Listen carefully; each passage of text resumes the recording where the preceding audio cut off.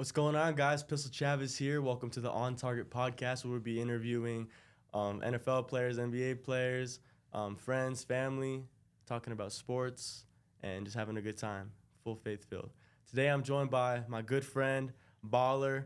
He don't even need no introduction, but I'm saying anyway. Dalton Thompson, baby. What's going on, my man? What's up, man? How How you you doing? doing? Good to see you, brother. Thanks for having me. Appreciate you coming on the show, man. So, I've known you for a while, man, but we never really got into the deepness of how you got to where you were, especially with GTE. So with that, man, we just gonna get right into it. What state was you born in, and how did you find the love of basketball? What state was I born in? Yeah. Maryland, actually. Not a lot of people know that, but I grew up in Idaho. So that's what I claim Idaho. Yeah.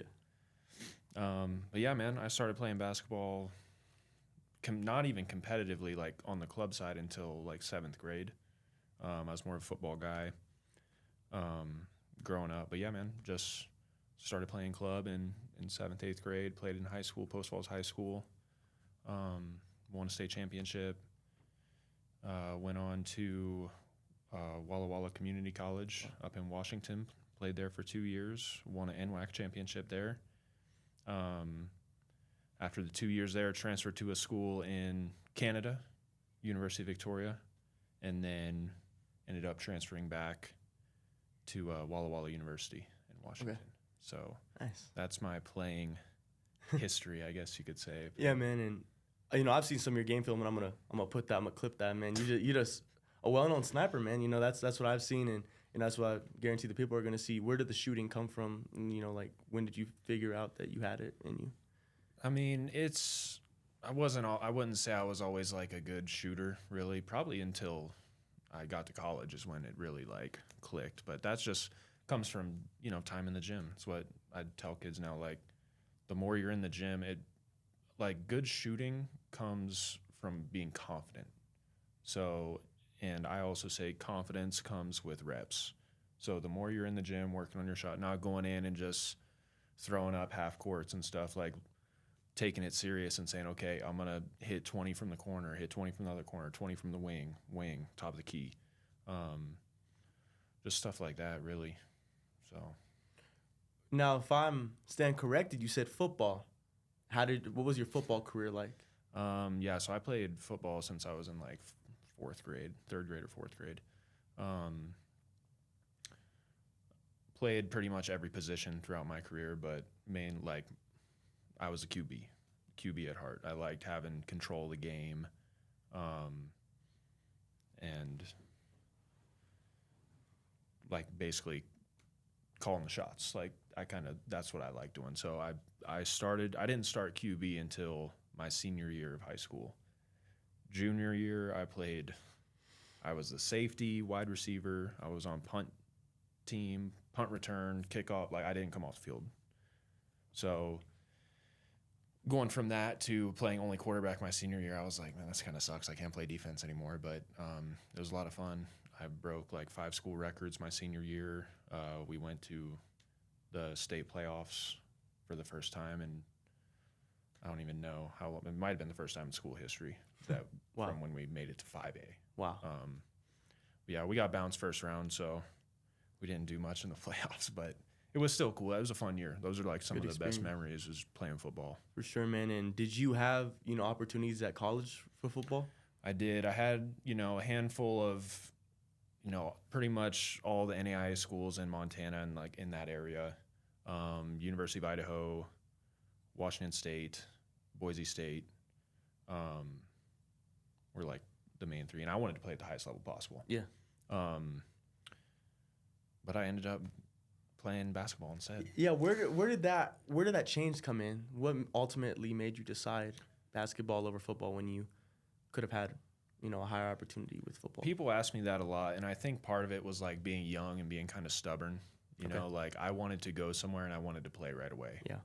Like, because basketball and football, like I'd always played a lot. Like I wasn't like coming off the bench or doing anything like that. Like I was like the guy. And I kind of knew anywhere I went for football, especially as a quarterback, you're probably not playing your first year. You're maybe not playing your second year. You're probably redshirting, stuff like that. And so I think it was just me being kind of stubborn, and I went to the JUCO and started both years. Like I broke school record for most minutes played. Like I played like 38 minutes a game. So that's what I tell people. Yeah, man. But I don't regret it at all either, because I'm in basketball full time now. You wouldn't be where you are now without that decision. So exactly. And every little decision you make in life, like, it changes your trajectory.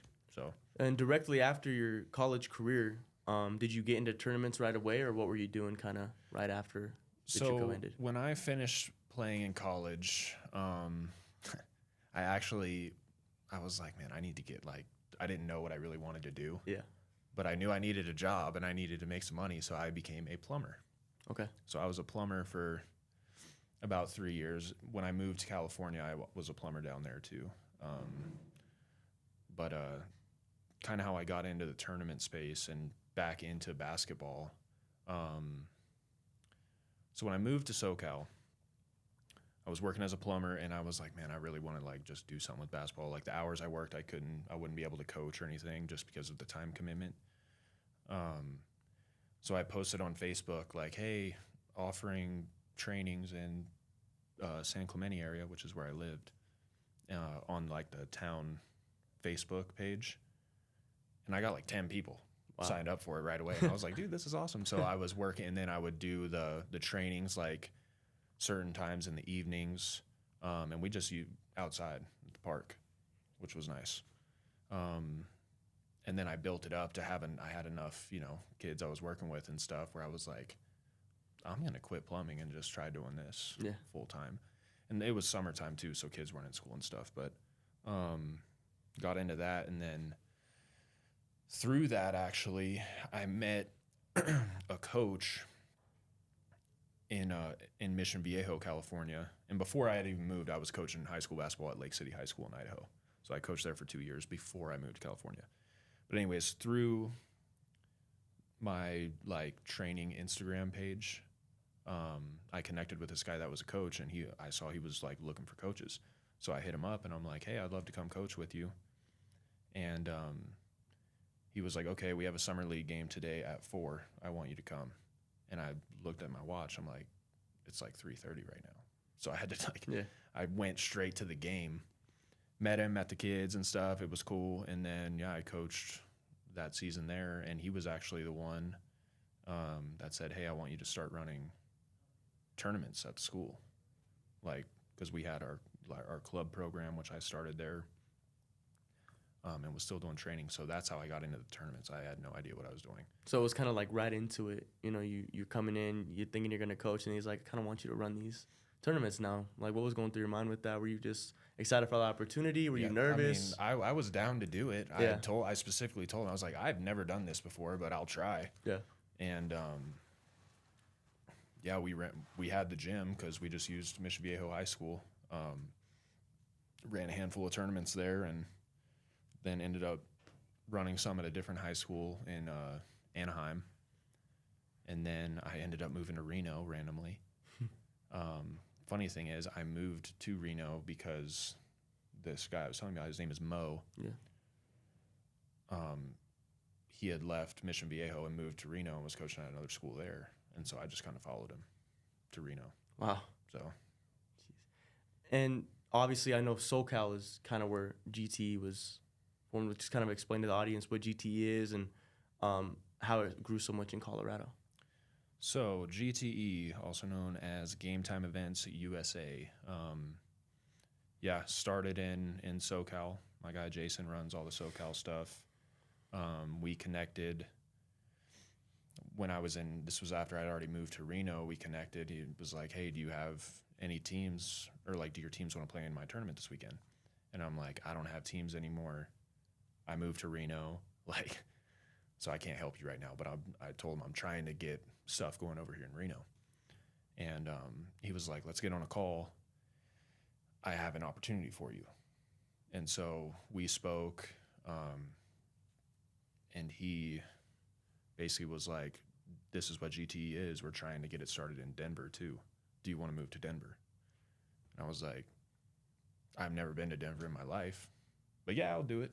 That's just kind of how my life was going at that point. And randomly moved to SoCal, moved to Reno, just looking for opportunity, really. And obviously now I'm really glad I did it because it was obviously a huge risk. Like, I didn't know anyone here, and just trying to get into the tournament space it's difficult. Like, it really is. And I mean, you've played in GTE tournaments back in the day. Yeah. Now you work for GTE when you can. It's grown like crazy. Yeah. In the almost about 2 years that we've been here. So yeah, that's kind of where it's at. We're even pending NCAA certification. We'll be running NCAA live periods in Colorado this year, which we're the only person in Colorado that's going to do that. Yeah. And as a former player and as a former, current worker, I haven't just noticed a growth in, the people who are working there, the experience, but how many gyms you guys use in one weekend, and not only that, but how many teams.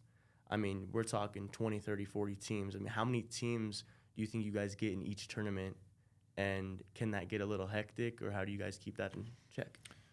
It kind of depends, obviously. I mean, you said it, depends on the facilities we're using, how many courts. Like, obviously, if we're using, like, a place like Gold Crown, that's 6 courts, that can take more teams than a place like the courts.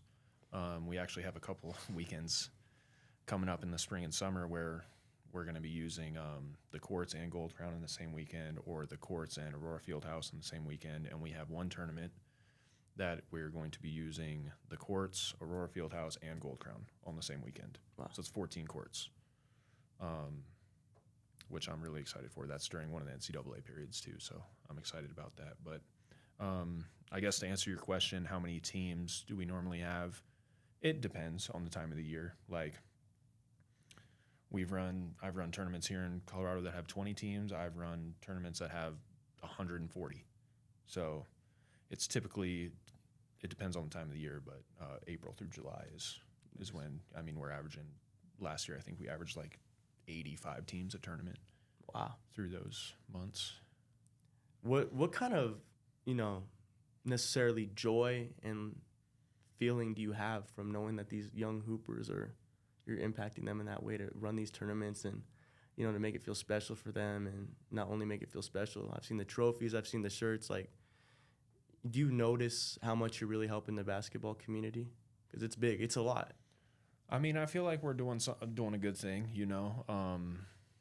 And what's really fun for me is when I'm at the events, like, and I go to all of our events here for the most part. There's some times where I won't go, but I like to be there, so I go. And the thing that's fun for me is when I walk in or I'm walking through the gyms, just making sure everything's going smooth, is when kids come up to me and they're like, "What's up, Dalton?" Like, that's the fun part. And we've now been here long enough where I feel like I know a lot of the kids that, from the teams that consistently play and, stuff like that. And it's getting to the point too where, like, oh, when we first got here, this guy was in 8th grade and now I can go watch him play in a varsity game. Yeah. And I like to do that too. I try to pop out to some games and watch kids. I haven't got to go to one of yours yet. You just send me your schedule after this. I'll pop out to one. Sure, man, for sure. And a couple more questions for you, my brother. So regarding GTE, regarding the tournaments, as a player, I can say I've experienced great things with it. We won championships. I think I got like 10 or 12 of them, in my closet, Racking up the T-shirts. Racking up the T-shirts, man, Where do you want this to go in terms of how big you want it to get, international, states? Do you eventually want to get to the point where it's consistently, out of country? Yeah, I mean, it's called Game Time Events USA for a reason. Like, we want it to be USA. Yeah, for sure. I think we just are starting year 3, and we're already very consistently running in Denver, very consistently running in Southern California. We have a couple dates in Phoenix, Utah, Vegas. We have one in Spokane, Washington now, which, Drake, my brother, he's getting on board, helping out with that. And we run stuff in Hawaii too. Wow. So I'm not sure where the next locations are going to be for 2027. I mean, I kind of have an idea, but I mean, as far as international stuff, I would love to run an international event. Like, we have an event in California called the International Cup, and Jason does a really good job with that, bringing in teams from all over the world. Like, last year we had Japan, Canada, Mexico, Australia, Germany. I'm probably missing a couple, but it's a really cool event. For sure, man. It's awesome. And just to wrap it up about GTE, in 2 years, you see how far it's come, and you have an idea of where it's gonna go eventually. What do you have in terms of advice for young hoopers, that haven't played in GTE yet? Like, why GTE? Why GTE above other Colorado tournaments? I mean, there's a lot of good tournaments out there, and it's really just about what, the coaches and parents think are important. I feel like one thing that separates us is we do a very good job of promoting, players and programs, especially like new programs. I mean, new programs pop up all the time, and that's like included in the tournament is all the social media stuff we do. Not to mention like the shirts and all that stuff. Like, I feel like, and this is my opinion, other people might think differently, but I think when you win a tournament, a shirt is like the best thing you can get rather than like a medal or something like that, which to each their own. But I guess advice, I mean, most teams have played in it at some point in time and get a lot of positive feedback from coaches and families and stuff. So I don't know if I really have advice, but all I can say is come check us out if you haven't, man. For sure. I feel like, especially with our staff being so consistent, your sisters, it's kind of like a family feel. Like, you can walk in and like all the people we have working, and it's cool, like the community. And it's, like I said, with the kids coming up and saying what's up. Like, there's parents and that aren't even coaches or anything. They will come up and say hi to me and say, thank you and stuff. And same with the coaches. So it's just part of that community and network that we have built through GT. It's a lot of fun. 100%, especially on, the social media aspect. Sometimes I'd be scrolling through the videos and you see those highlight reels and, the great quality and the player interviews, the coaches interviews. That's one of my favorite parts of GT is you guys interact with the fans and the players and the coaches. Not a lot of tournaments do that, so try to keep it fun. Yeah, for sure, man. Moving on, next subject, Steelers fan.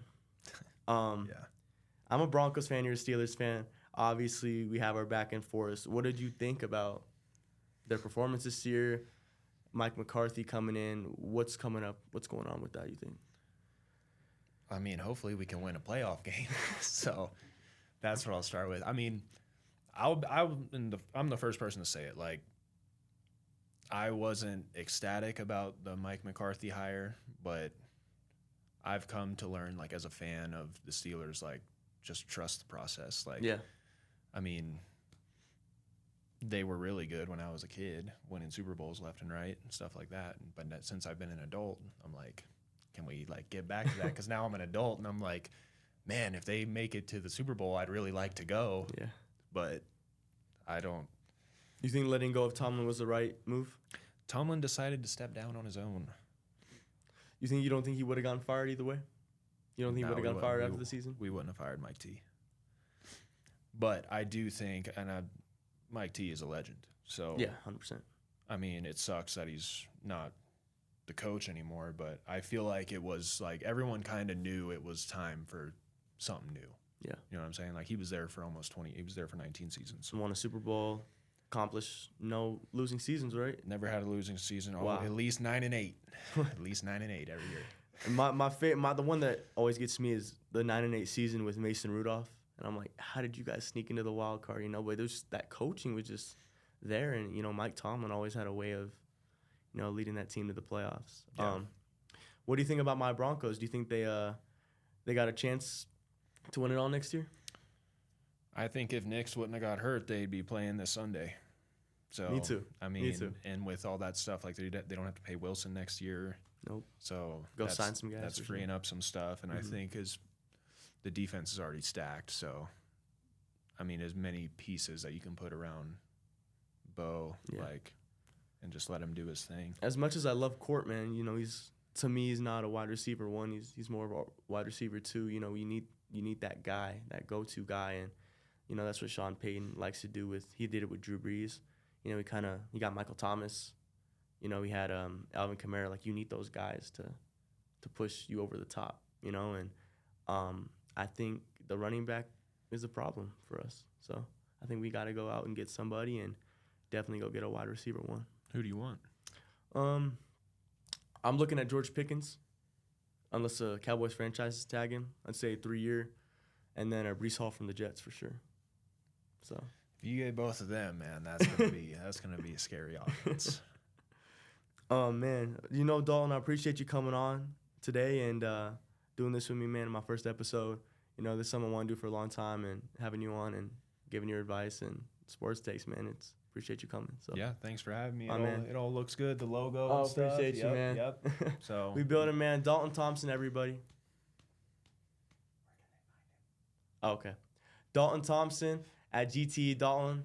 Dalton Thompson. I'm putting him in the link down below. Go check him out. Go check out GTE USA Basketball. They got some fire highlights. Tell your coaches if you're a basketball player watching this right now, get into GTE tournaments right now. All right.